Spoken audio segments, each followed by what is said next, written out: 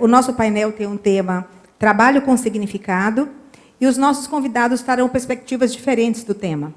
O Absolom ficará com a perspectiva das organizações. Absolom Macedo é engenheiro, especialista e mestre em administração de empresas, com extensão em gestão pela University of Waterloo, em Canadá, pós-graduação em Psicologia Geral e Analítica das Organizações, em Filosofia Contemporânea e em Sociologia do Trabalho, formação em Psicologia do Comportamento Organizacional nos Estados Unidos, professor na especialização em Psicologia Organizacional do Instituto Jungiano da Bahia, Escola Baiana de Medicina, e consultor em Comportamento Organizacional e em Desenvolvimento Gerencial e de Equipes. Eu queria, então, Absolom, para a gente começar e você contextualizar, para que a gente mergulhe no tema junto com vocês, queria te fazer uma provocação. Faltam desafios no ambiente profissional que realmente engajem as pessoas em torno de um propósito? E essa provocação que Margot me fez, me faz lembrar um livro que eu recentemente li, chamado A Filosofia do Tédio, do Lars Stevenson. E por que eu estou trazendo esse contexto? Né? É o que eu observo nas minhas andanças por aí nas organizações. Né? Eu vou falar um pouco de tédio nas organizações aqui. Para falar de trabalho com significado, a gente vai começar falando sobre trabalho sem significado, para a gente entender melhor qual é a mensagem que eu quero dar em relação ao trabalho com significado. E, para isso, eu vou fazer uso de uma experiência minha profissional. Eu, ao longo de uns 10 anos, pregressos na minha vida profissional, eu atuei como examinador do Prêmio Nacional da Qualidade, do Prêmio de Gestão Qualidade Bahia, do Prêmio Ibero-Americano, do Prêmio SESI, Qualidade do Trabalho, e prêmios de vários sistemas de avaliação internos de empresas, tipo Petrobras, tipo Correios e outras. E, numa dessas avaliações, eu estive numa empresa no sul do país, uma empresa da área industrial, que a gente não pode citar por o nome, por questões éticas, e essa empresa tinha um desempenho muito diferenciado de outras que utilizavam um sistema de gestão muito semelhante ao que ela utilizava, um sistema Kanban, Toyotismo, clássicos, nada assim muito diferente de outras da mesma área de atuação, mas elas tinham resultados muito diferenciados. E aí, numa dessas avaliações pelo Prêmio Nacional da Qualidade, lá no sul do país, a gente passou, eu e mais 4 colegas, 5 dias acampados, digamos assim, lá, e eu fiquei procurando qual era a resposta para o que eles faziam de diferente. Eu perguntava assim, qual é a mágica? Qual é a mágica que essa empresa utiliza que a gente não sabe? Por que as outras utilizam o mesmo sistema de gestão e não se diferenciam como ela se diferencia? Resultados consistentes há muito tempo e diferenciados. No terceiro dia da avaliação, que foram, como eu falei, 5, eu estava fazendo uma visita na fábrica, na planta de produção, e ela atuava, essa empresa manufaturava através de ilhas de produção, né? Sistema Kaizen, Kanban, Toyotismo e tal. E aí eu fazia visitas aleatórias, a uma ilha, a outra não, e entrava numa, entrava na outra, e de repente, ao passar no corredor, em frente a uma determinada ilha de produção, eu não entrei, estava me dirigindo para uma outra lá na frente, eu sinto alguém batendo nas minhas costas. Eu tomo um susto e olho para trás, quando eu vejo, é um supervisor. Era um supervisor da ilha de produção que eu não entrei atrás, e ele me questionou e disse, por que o senhor não veio visitar a minha ilha de produção? E eu achei algo muito significativo, aquele tipo de questionamento, porque as pessoas detestam ser avaliadas, detestam ser investigadas, detestam ser analisadas, não é isso? Auditadas, a gente sabe disso, ninguém quer ser escolhido, sorteado para isso, mas ele foi me buscar por quê, indignado. Claro que eu vou. Entrei na ilha de produção e aí eu descobri a resposta. O segredo, qual era o segredo? Eu estava procurando a resposta para o segredo. Sabe qual era a resposta? Para essa pergunta, qual é o segredo? Era o brilho nos olhos das pessoas. As pessoas tinham um brilho diferente nos olhos, apresentavam um brilho diferente, eu vi os resultados, os painéis, o sistema Kanban lá na cidade. E elas tinham orgulho do que faziam. Era essa a resposta para que eu estava procurando. A partir daí, né, eu passei a perceber o seguinte, que o que as organizações carecem mais hoje em dia, eu acredito, no Brasil, não é de uma gestão, não é de mais gestão, eu acho que é de mais paixão. Mais paixão. Paixão vem do grego pathos, né, que é ser mobilizado por alguma coisa que ultrapassa a sua própria vontade racional. Pathos. Então, quando o trabalho é desenvolvido com paixão, diferentemente do contrário de paixão, que é apatheia, também do grego, quer dizer, total, deslocamento da paixão, ou ausência de paixão, sem paixão, não é? Ou apatia, não é? É o que eu tenho observado com bastante frequência e intensidade nas organizações por onde eu tenho passado. Estou generalizando, mas eu tenho visto muito isso. As pessoas trabalhando sem dedicação, com desinteresse, as pessoas trabalhando com indiferença, num clima de algo como tanto faz como tanto fez, não é? Com esse tolhimento de toda paixão, não é? E isso não quer dizer que as pessoas não estejam trabalhando muito. Estão, sim. As pessoas estão trabalhando cada vez mais. Mas isso não quer dizer que elas estejam agregando valor. A gente confunde estar trabalhando mais com estar agregando valor. Aliás, eu vejo as pessoas, cada vez que trabalham mais, menos agregam valor. Elas não têm tempo de pensar. Não é? Então, não necessariamente estão muito ocupadas, mas não necessariamente agregando valor. Vejo as pessoas cada vez mais estressadas, a carga de trabalho aumentando intensamente com toda a economia que nós estamos, essas dificuldades econômicas que nós estamos vivenciando há alguns anos, não é? E as pessoas recebendo tarefas cada vez maiores, carga de trabalho cada vez mais intensas, as pessoas estão cada vez mais estressadas e, como contrapartida, elas estão ficando cada vez menos entusiasmadas com o que fazem no trabalho. Olha, entusiasmo vem também do grego, entusiasmos, quer dizer, mobilização pelo Deus do interior. Vem de Theos, Deus. Mobilização do Deus interior. Está faltando essa mobilização do Deus interior das pessoas no trabalho. Elas estão trabalhando cada vez mais mecanicamente, não necessariamente com emoção, com brilho nos olhos, como eu falei para vocês, tá certo? Então, uma pergunta que me fica sempre hoje, há algum tempo, no meu subconsciente, quando eu estou fazendo uma visita a qualquer organização, fica uma pergunta subliminar na minha mente, assim, sempre. A pergunta é: a chama das pessoas está acesa? É lógico que eu faço uma avaliação pragmática de resultados, obviamente, do sistema gerencial, do sistema de liderança, mas eu estou por trás sempre com uma pergunta aqui na minha cabeça, aquela vozinha dizendo: a chama das pessoas está acesa? Aí eu deixo essa reflexão para vocês fazerem nos seus respectivos trabalhos. Como é que está a chama das pessoas do trabalho de vocês, tá certo? E, portanto, o trabalho sem significado, que é isso que eu estou acabando de colocar para vocês, na minha visão das coisas, tem dois motivos principais. O primeiro motivo é a ausência de desafios para as pessoas, como a Margot colocou aqui na provocação dela. E a segunda razão é no afã de padronização de processos pelos quais nós temos passado há alguns anos, as organizações, eu acho que exacerbaram esse objetivo e passaram a tentar padronizar também as pessoas. Então, o segundo grande motivo para essa situação do trabalho sem significado é a tentativa de padronização das pessoas no trabalho. E aí, Abson, a gente fala de propósito, novamente o CONAR, os principais presidentes das organizações aqui no Brasil, e aí fica, como criar propósito com sentido e qual a importância desse foco emocional no trabalho? Fazendo conexão com a minha primeira parte, eu queria iniciar essa segunda parte contando uma historinha para vocês. Um certo dia, a mãe foi acordar o filho para ir para a escola, aí abriu a porta do quarto do filho e puxou o lençol e disse: filho, está na hora de ir para a escola.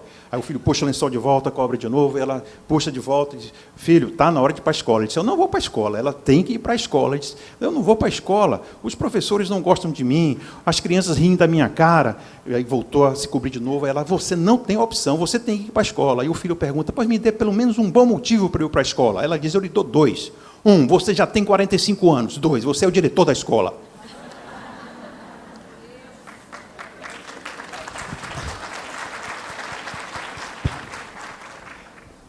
Então, ao invés de um tédio compartilhado nas organizações, nós necessitamos de um propósito compartilhado. Um propósito, como o Margot colocou aqui nessa pesquisa da CONAR, apresentada pela CONAR. Esse propósito que seja traduzido em desafios para as pessoas, em desafios com os quais as pessoas se identifiquem. Haja uma identificação, psicologicamente falando, dos desafios com as características das pessoas, com a personalidade das pessoas. Então, nós precisamos de desafios compartilhados, nós precisamos de propósitos compartilhados, como uma causa, como um desafio de ordem superior, uma causa para as pessoas. Porque vejam o seguinte: todos nós precisamos de um sentido para a nossa vida em geral, todos nós precisamos de um sentido. Nós estamos aqui para quê? Fazendo o quê? Tá certo?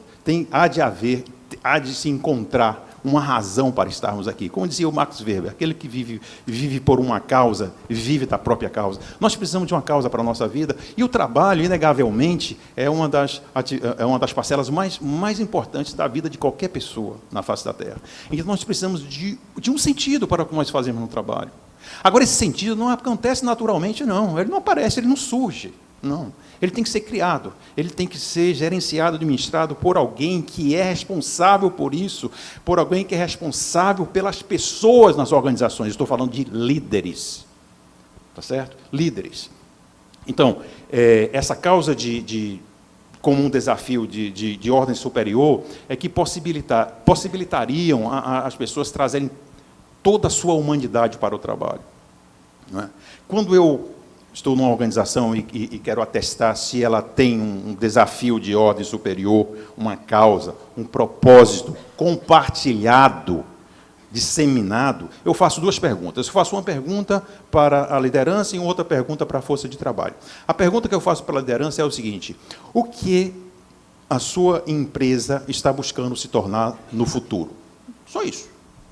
Para a liderança. E, pasmem, eu recebo respostas bem diferentes umas das outras, dos líderes, mesmo da alta administração, o que seria inconcebível, não é verdade? Denotando o fato de que, na realidade, a organização não sabe para onde ela está indo. Empresas de todos os portes, não estou falando de empresa de pequeno porte, de médio e grande porte, isso acontece frequentemente. A outra pergunta que eu faço para a força de trabalho é a seguinte: com o que você faz, com o que você faz no seu trabalho, como você contribui especificamente para o que a sua empresa quer se tornar no futuro? Estou conectando as duas perguntas, hein?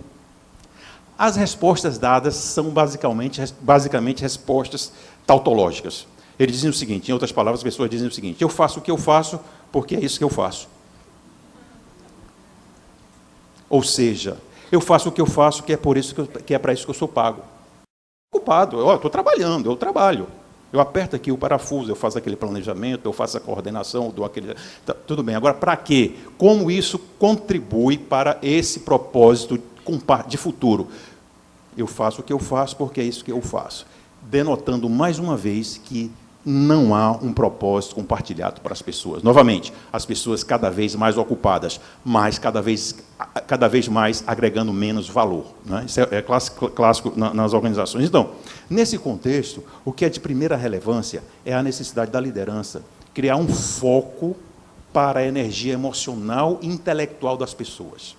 Ele tem que sempre estar se perguntando assim, se fazendo essas duas perguntas: para o que as pessoas estão devotando a sua capacidade intelectual, a sua energia intelectual, a sua capacidade de trabalho? Qual é o foco que elas estão direcionando, para que foco elas estão direcionando a sua capacidade de trabalho?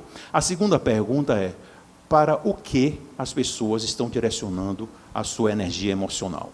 Gente, olha, o retorno da energia emocional investida nas organizações por grande parte das pessoas é próximo a zero.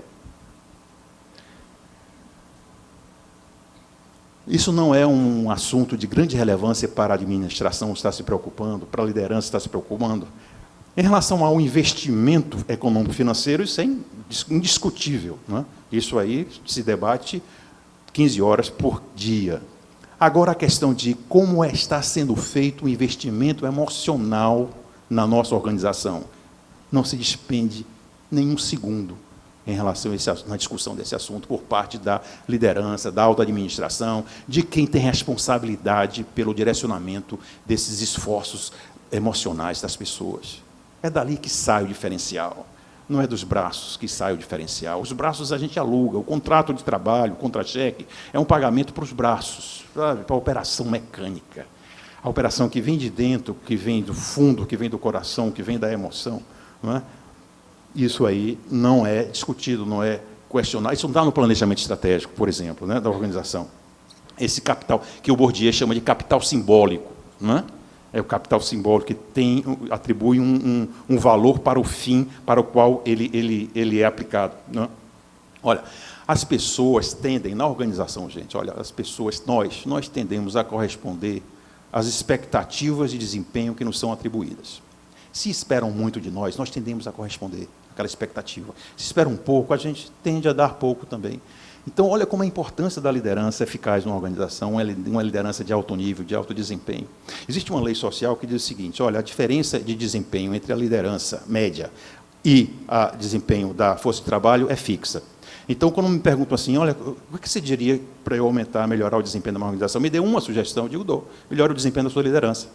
O resto vai a reboque. Você melhora o desempenho da liderança, ela sobe, o nível de desempenho da força de trabalho sobe. Em contrapartida, quando você desce, por algum motivo, desce o nível de desempenho da liderança, o nível de desempenho da força de trabalho desce também, proporcionalmente. Então, as pessoas tendem a atender essa expectativa que a gente coloca sobre elas. Então, fechando, eu diria o seguinte, olha, esperar o melhor das pessoas, esperar o melhor nas organizações, pode ser uma profecia que se realize. Vale a pena fazer isso. E aí, Absalom, a última provocação é o seguinte, qual a importância de termos a pessoa certa no lugar certo? Os problemas da organização se disseminam mais intensamente de cima para baixo do que em qualquer outra direção, né? E isso vai me levar agora ao tema de motivação, posicionamento das pessoas no lugar certo, segundo a sua provocação. E por motivação, isso me recorda uma colocação que foi um questionamento que foi feito uma vez ao grande Peter Drucker, que alguém perguntou para ele o que é motivação. Ele tem mais de 30 livros escritos, morreu com 90 e tantos anos dando aula, fazendo consultoria e tal. Ele respondeu assim, olha, a resposta a essa pergunta é uma das respostas mais difíceis de serem dadas. Motivação. Eu não sei como dar a resposta a essa sua pergunta, mas eu vou lhe contar uma situação. Aí talvez você entenda melhor o que eu acho que seja motivação. Ele diz assim, olha, a situação é a seguinte, se você tem alguém num cargo, use-o. Se você não conseguir usá-lo, livre-se dele. Via automação ou colocando alguém menos capaz no lugar dele. Se você não conseguir usá-lo, nem livrar-se dele, aí você terá um baita problema de motivação nas mãos para resolver. Então, motivação tem a ver com fazer bom uso das fortalezas da personalidade individual, que está ali no slide. Fazer bom uso da personalidade individual no trabalho. Eu falei na minha primeira parte, no primeiro bloco, o fato das organizações terem extrapolado a sistemática de organização do seu sistema de gestão através de padronização de processos. Não sei se vocês lembram disso. E foi extrapolado essa abordagem, passou-se a tentar também padronizar as pessoas. Só que as pessoas não são fabricadas em série, né, Luísa? As pessoas não são fabricadas com um tamanho único. Elas não cabem em todo lugar, não é? E o que a gente vê nas organizações, você faz processo de seleção e você coloca as pessoas que têm melhor qualificação profissional geral e coloca na vaga que está disponível. Mas isso não quer dizer que aquela pessoa seja a pessoa adequada para aquela posição, não seja a pessoa certa para o lugar certo, como o Marco aqui colocou. Porque nós temos muitas diferenças individuais. Nós temos dimensões humanas que nos diferenciam frontalmente um do outro. E se você colocar a pessoa certa no lugar certo, ela pode fazer uma grande diferença para a organização. E o contrário também é verdadeiro, né? E, através isso seria uma tentativa de se potencializar a força das pessoas. Olha, o que eu vejo muito por aí é a tentativa vã das lideranças em reduzir a fraqueza das pessoas. Todos nós somos atolados de fraquezas. E desperdiçar energia, jogar dinheiro fora, tentar remediar as nossas fraquezas. As fraquezas devem ser neutralizadas, evitar que elas causem danos maiores. Mas elas não são modificáveis. Agora, diferentemente de tentar reduzir as fraquezas das pessoas, a liderança deveria estar tentando investir em potencializar a fortaleza das pessoas. Tá certo? Então, nessa busca de tentar potencializar a fortaleza das pessoas, vem a incumbência para a liderança de buscar constantemente o potencial não utilizado das pessoas que estão à sua disposição. Olha o que eu estou falando, é o potencial não utilizado. O que aquela pessoa poderia estar fazendo que não está fazendo porque está posicionada no lugar errado para ela. Isso tem que ser descoberto, isso tem que ser abordado, isso tem que ser conversado, isso tem que ser uma preocupação diária, constante da liderança. Será que eu estou fazendo bom uso do meu pessoal?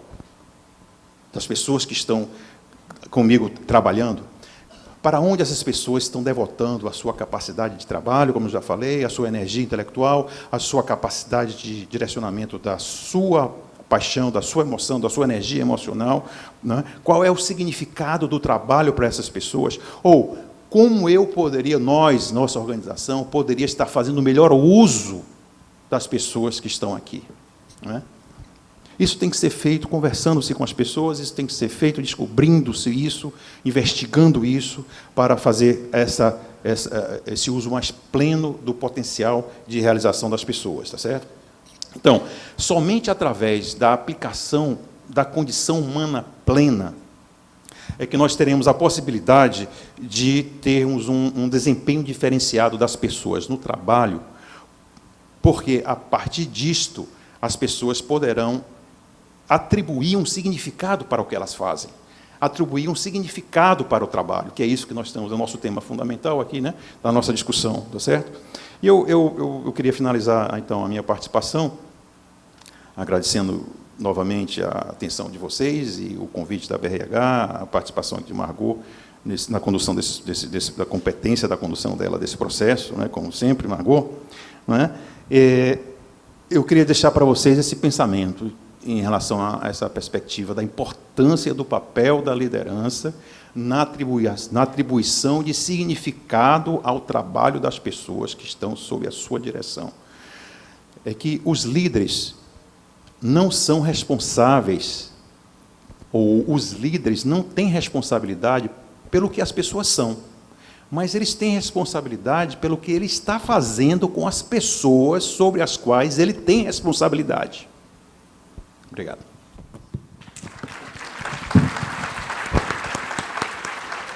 Obrigada a todos pela atenção.